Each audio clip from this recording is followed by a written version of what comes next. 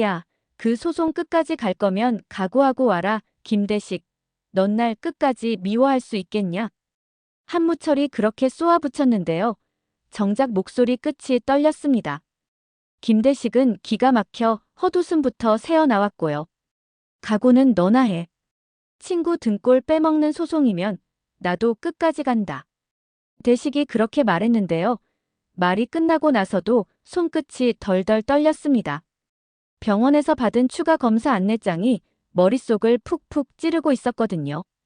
지난번 검사 결과가 썩 좋지 않다는 말을 들었는데 그 뒤로 대식은 밤에 잠이 얕아졌고요. 이해숙은 그런 대식을 그저 똑바로 바라봤습니다. 검사 먼저 받고 이야기해요. 당신이 버텨야 우리도 버텨요. 해숙의 말투는 단단했는데요. 그 단단함이 대식의 흔들리는 숨을 살짝 붙잡아 주더라고요. 한편 이미자는 아침부터 전화를 붙들고 금옥을 찾았습니다. 규태가 도망쳤다는 소식이 돌자 이미자의 속은 활활 탔고요. 금옥이 전화를 받자마자 이미자가 딱 잘라 말했어요. 말 돌리지 마. 최규태 어딨어? 금옥은 한동안 말문을 열지 못했는데요. 간신히 발음한 말이 이렇더라고요. 언니 나도 아직 몰라. 연락만 겨우 받아. 이미자는 콧웃음을 쳤습니다. 연락이면 다냐? 그 계약서 숨겨줬던 일 잊은 줄 알아? 금옥은 더 작아졌고요. 미안해, 그땐 내가 멍청했어. 이미자가 그 말을 듣고도 마음을 누르지 못했는데요. 네가 그러는 바람에 남의 삶이 날아갈 뻔했어. 규태 데려와. 아니면 그 연락이라도 지금 당장 연결해. 하고 전화를 끊었습니다. 끊고 나서도 이미자는 한참을 서성였어요. 배신감이란 게 단단한 사람의 허리도 꺾어버리거든요. 그 사이 김대식은 병원으로 향했습니다. 접수 창구 앞에서 손에 땀이 차올랐고요. 김대식님, 추가 검사 동의서 여기 서명해 주세요. 간호사의 말이 멀리 들리는 듯 했는데요. 대식은 펜을 쥔 손이 자꾸 미끄러지는 걸 억지로 붙들었습니다. 나 괜찮을 거야. 속으로 그렇게 말했는데 혹시라는 단어가 뒤에서 줄곧 따라붙더라고요. 해숙은 대기 의자에서 대식을 지켜보다가 조용히 말했어요. 겁나는 거 알아. 근데 우리 겁날 때일수록 같이 서 있자. 그 말이 이상하게도 대식의 등을 살짝 밀어줬습니다. 그 무렵 최규태는 진태와 금옥이 빌려준 작은 방에 몸을 웅크리고 있었는데요. 전화기를 쥔 소나기가 새파랗게 질려 있었습니다. 금옥아, 잠깐만 더 버텨. 나도 정리하고 갈게. 규태가 겨우 그렇게 말했는데요. 금옥은 숨을 고르며 답했습니다. 더 늦기 전에 나와. 언니가 진짜 끝까지 간다. 규태는 눈을 감았고요. 그때 초인종이 울렸습니다. 금옥은 진태와 눈을 마주쳤고 둘은 동시에 굳어버렸는데요. 문 밖에서 들려온 목소리는 낮고 단단했어요. 열어. 나 한무철이다. 한무철이 들이닥쳤습니다. 문이 열리자마자 방 안 공기가 얼어붙었고요. 무철은 말보다 눈빛으로 먼저 방을 훑었습니다. 도망은 도망이고 서류는 서류지. 규태가 입술을 깨물며 말했어요. 무철아, 지금은 뭐?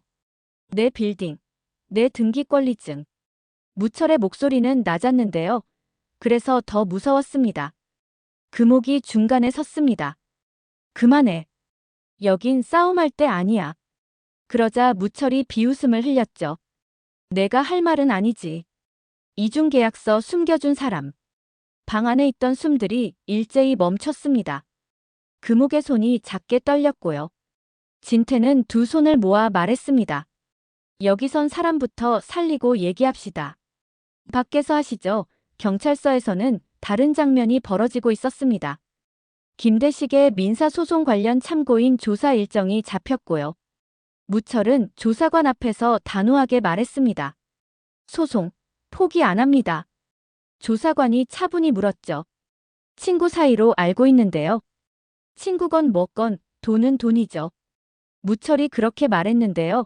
입술 안쪽을 세게 물고 있는 걸 스스로도 느꼈습니다. 말끝에 묻어나는 고집이 자기 목을 조이는 줄도 알았고요. 조사가 끝나고 나오는데 대기석 끝에 앉아있던 석진의 눈과 마주쳤습니다. 석진은 허겁지겁 다가와 말했죠. 아저씨, 아버지 어디 계세요? 오늘 어머니 생신이라 가족들 다 모이기로 했는데 안 오셨어요. 무철이 고개를 돌렸습니다. 모르겠다. 짧고 차가운 대답이었고요. 석진은 살짝 씁쓸하게 웃었습니다. 아저씨, 진짜 모르시는 거예요? 아니면 모른 채 하시는 거예요? 그때 김대식은 집 우편함 앞에서 멈춰 서 있었어요. 두툼한 등기봉투가 도착해 있었고요. 봉투를 열자마자 심장이 철렁 내려앉았습니다. 당첨금 반환 청구 관련 추가고지. 문구가 그를 꽉 잡아채더라고요. 해숙의 생일이라 조금 일찍 장을 봐두고 있었는데 그 한 장 때문에 손에 들린 케이크 상자가 휘청했습니다. 그 순간 해숙에게서 전화가 왔고요. 어디야? 다들 기다리는데. 대식은 잠깐 숨을 골랐습니다. 미안해 나 좀만 늦을게. 늦는 거야, 못 오는 거야? 해숙의 목소리가 살짝 갈라졌고요. 대식은 한참을 침묵하다가 겨우 말했어요. 읽어야 할 우편이 와서. 가족 모임에는 결국 김대식이 나타나지 않았습니다. 석진은 불길한 예감에 집 앞까지 뛰어왔고요. 문 앞에서 기다리다 대식과 마주치자. 그대로 묻지도 따지지도 않고 거실 안으로 밀고 들어갔습니다. 아버지, 이게 뭐예요? 석진이 테이블 위 서류를 집어들었고요. 그제야 김대식은 쓴웃음을 쳤습니다. 무철이가 진짜 끝까지 가겠대. 석진은 한숨을 거칠게 내쉬고 말했죠. 아버지, 병원은요? 검사 결과 괜찮으세요? 대식은 눈을 한번 감았다가 떴습니다. 추가 검사 받는 중이야. 일단은 버티는 중. 석진이 고개를 끄덕였는데요. 눈동자가 흔들렸습니다. 버티는 것도 사람이 해야죠. 혼자 버티지 마세요. 이해숙은 생일상을 치우다가 결국 폭발했습니다. 나 당첨금 다 잃게 될까봐 무서워. 여보, 남은 돈 다 나한테 보내줘. 내 통장에 있어야 내가 숨을 쉬겠어. 해숙의 말은 날카로웠는데요. 그 날카로움 뒤에 가난과 피로가 길게 그림자를 드리우고 있었습니다. 김대식은 해숙을 똑바로 봤습니다. 알겠어. 근데 이 돈이 우리를 지키는 게 아니라 우리가 돈을 지켜야 한다. 해숙은 고개를 저었습니다. 좋은 말이네. 근데 나 오늘은 말보다 숫자가 필요해. 그 말이 대식의 가슴을 꾹 눌렀는데요. 대식은 결국 고개를 끄덕였어요. 그래, 그러자. 오늘은 당신 말이 맞는 것 같다. 그 시각, 금옥과 진태는 규태의 전화에 잠시 안도하고 있었습니다. 살아있네 목소리 들었다. 금옥이 속삭이듯 말했고 진태는 고개를 끄덕였죠. 조금만 더 버티면. 진태가 말을 잇는 순간 초인종이 또 울렸습니다. 이번에도 문 밖에선 한무철의 낮은 목소리가 들렸고요. 내가 그냥 갈 줄 알았냐? 문이 열리자 무철은 흔들림 없이 규태 앞으로 걸어가 말했습니다. 등기권리증. 지금. 규태는 손을 꽉 쥔 채로 고개를 돌렸습니다. 나 잘못했다. 근데 그거 아냐? 내가 왜 여기까지 왔는지. 무철의 눈이 차갑게 흔들렸습니다. 내 사정이 내 권리보다 앞설 순 없지. 그때 이미자가 전화기를 붙들고 경찰서로 향하고 있었어요. 오늘 끝장 보자. 이미자의 속말이 짧고 차가쳤습니다. 한편 경찰서 앞에서 김대식은 잠시 멈춰 섰고요. 손바닥에 식은땀이 번졌습니다. 나 겁나네. 혼잣말처럼 흘렸는데요. 그 순간 석진에게서 메시지가 도착했습니다. 저 여기 있어요. 같이 들어가요. 그 한 줄이 대식의 허리를 세워주더라고요. 조사실 앞 복도에서 무철과 대식이 딱 마주쳤습니다. 둘은 동시에 발을 멈췄고요. 대식이 먼저 말했습니다. 여기까지 와서 물어본다. 너 진짜 끝까지 가? 무철이 고개를 끄덕였습니다. 가. 대식은 씁쓸하게 웃었죠. 그래, 그러면 끝까지 보자. 그때 조사관이 문을 열고 나왔고요. 한무철 씨, 잠깐만요. 추가 사실관계 확인이 필요합니다. 무철은 고개를 갸웃했습니다. 조사관은 차분히 종이를 보며 말했죠. 등기권리증 이동 과정에서의 보관상 하자, 그리고 제3자에게 위탁하는 절차의 적정성 문제 한 번 더 확인해야 합니다. 무철의 얼굴에서 혈색이 살짝 빠졌습니다. 그건 내 권리 보호 차원에서, 그 보호 과정에서 타인의 권리가 침해됐는지 여부를 묻는 겁니다. 조사관의 말이 깔끔하게 떨어졌고요. 그 말 한 줄이 무철의 발목을 잡아챘습니다. 자신이 휘둘러온 칼날이 거꾸로 자신에게 겨눠질 수도 있다는 사실을 이제야 느낀 거였죠. 경찰서 밖으로 나오자 석진이 대식을 붙들었습니다. 아버지, 저랑 같이 가요. 혼자 집에 계시면 더 무너져요. 대식이 고개를 끄덕였고요. 그때 해숙이 전화를 걸어왔습니다. 계좌 확인했어. 고마워. 근데 우리 이제 어떻게 하냐? 대식은 짧게 숨을 고르며 말했죠. 오늘은 일단 같이 밥 먹자. 그 다음엔 소송 준비 제대로 하고. 해숙은 한 박자 쉬고 말했어요. 그래. 오늘은 밥. 밤이 깊자 금옥에게서 이미자에게 메시지가 도착했습니다. 언니 나 더 숨지 않을게. 내일 오전에 위치 공유할게. 이미자는 손에서 전화기를 꼭 쥐고 낮게 중얼거렸죠. 그래, 숨지 마. 그게 제일 큰 용기야. 다음 날 아침, 대운빌딩 관리실에서 보관 중이던 작은 봉투가 사라졌다는 연락이 들어왔습니다. 봉투 안에는 과거 이중계약 의혹과 관련된 부속 합의서 사본이 있었고요. 무철은 이에 대해 보관상 하자라며 발뺌하려 했지만 상가 대표들이 모인 자리에서 목소리가 흔들렸습니다. 어제까지 내 권리를 말했는데요. 오늘은 내 책임을 말해야 할지도 모르겠습니다. 그 한 줄이 의외의 침묵을 만들었고요. 김대식은 그 침묵 사이로 짧게 끼어듭니다. 책임 말했으면 행동으로 보여줘. 규태도 고개를 들었고요. 나도 숨지 않겠다. 내가 쥔 건 여기서 내려놓겠다. 회의가 끝나고 무철에게 문자 한 통이 도착했습니다. 발신인은 금옥이었고요. 이동 보관함 위치, 오늘 낮 2시. 나 혼자 못 가. 무철은 한참을 바라보다가 결국 답했습니다. 간다. 대신 거짓말이면 끝. 금옥의 답장은 짧았죠. 알아. 약속된 시간, 약속된 장소에서 금옥과 무철, 그리고 멀찍이서 지켜보던 김대식과 최규태가 서로를 바라봤습니다. 보관함을 열자 낡은 봉투가 하나 나왔고요. 봉투 안에는 희미한 서명과 날짜, 그리고 중재라는 손글씨가 작게 적혀 있었는데요. 이름 대신 남겨진 흔적이 오히려 더 선명하게 느껴졌습니다. 무철이 봉투를 들고 잠시 멈췄습니다. 이걸로 끝내자. 대식이 고개를 젓습니다. 증거는 시작일 뿐이야. 끝은 사람이지. 규태가 낮게 말했죠. 나 이제 도망 안 간다. 금옥도 고개를 끄덕였습니다. 나도. 그날 저녁 네 사람 김대식, 한무철, 최규태, 금옥은 오래간만에 같은 식탁에 앉았습니다.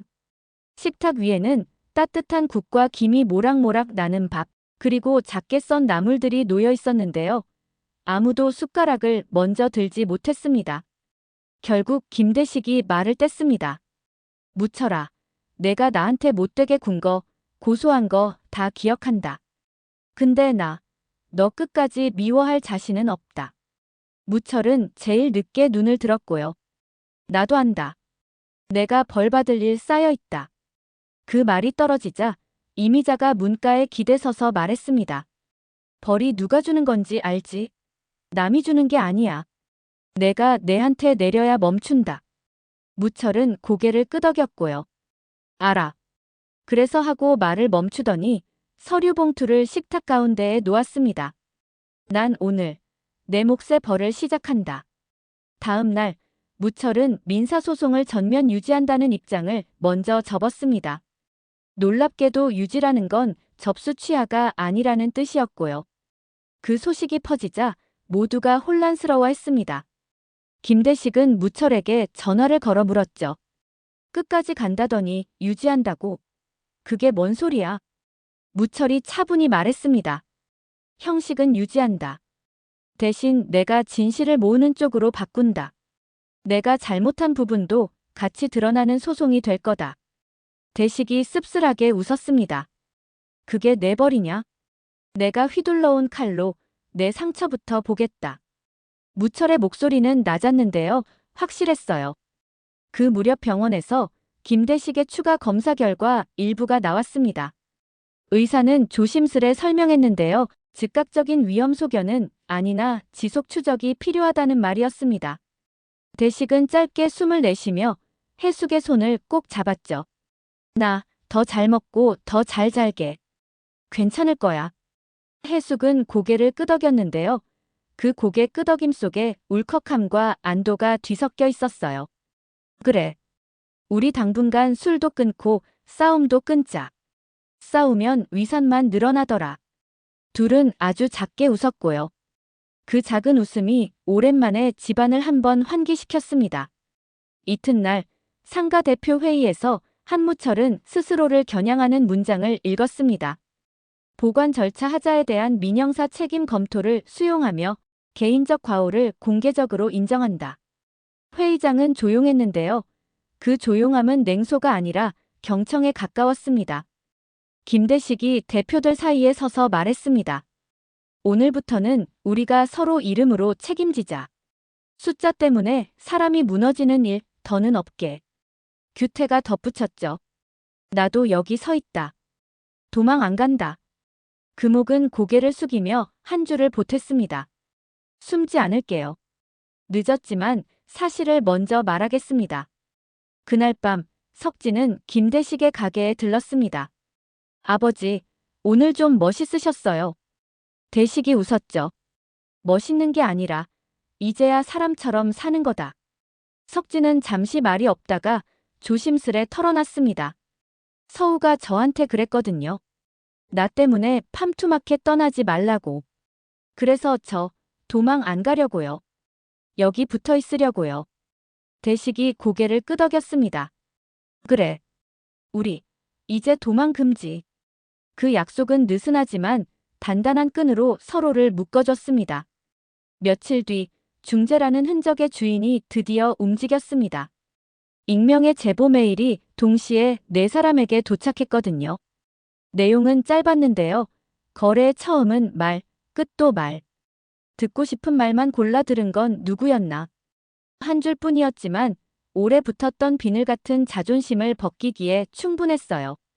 무철은 메일을 읽고 한참 말이 없었습니다. 그러다 김대식에게 먼저 전화를 걸어 짧게 말했죠. 대식아, 내일 월요일 자리. 나 먼저 사과부터 한다. 대식은 웃으며 답했습니다. 그래. 근데 사과는 시작이고 다음은 행동. 맞다. 그래서 벌도 내가 정한다. 남이 주기 전에. 월요일 아침 분식집. 세 사람은 나란히 앉았습니다. 만두가 식자 김대식이 먼저 젓가락을 들었고요. 무철아, 오늘은 내가 말해. 무철은 숨을 길게 쉬고 말했죠. 난 그동안 숫자에 취했는데요. 숫자에 취한 목소리는 항상 크더라고요. 그래서 내가 옳다고 믿었고 틀리면 더 소리를 질렀고요. 그게 벌써 벌이었더라고요. 그래도 모자라니까 오늘부턴 내가 내게 벌을 준다. 소송은 형식 유지하되 내 잘못부터 먼저 밝히는 순서로 간다. 내가 내 이름으로 책임지겠다. 규태가 고개를 끄덕였습니다. 나도 같다. 돈 잃은 게 아니라 관계를 잃은 거였지. 난 도망으로 벌을 받았고 오늘부터는 출석으로 벌을 받는다. 김대식이 마지막으로 정리했어요. 좋아. 그럼 우리 셋 월요일마다 자기한테 준 벌을 보고하고 그 벌이 누굴 다치게 하면 바로 중단한다. 벌은 살리려고 있는 거지 또 죽이려고 있는 게 아니니까. 회의가 끝나갈 무렵 이미자와 이해숙이 합류했습니다. 이미자가 웃으며 말했어요. 오늘은 내가 계산할게. 대신 약속 하나.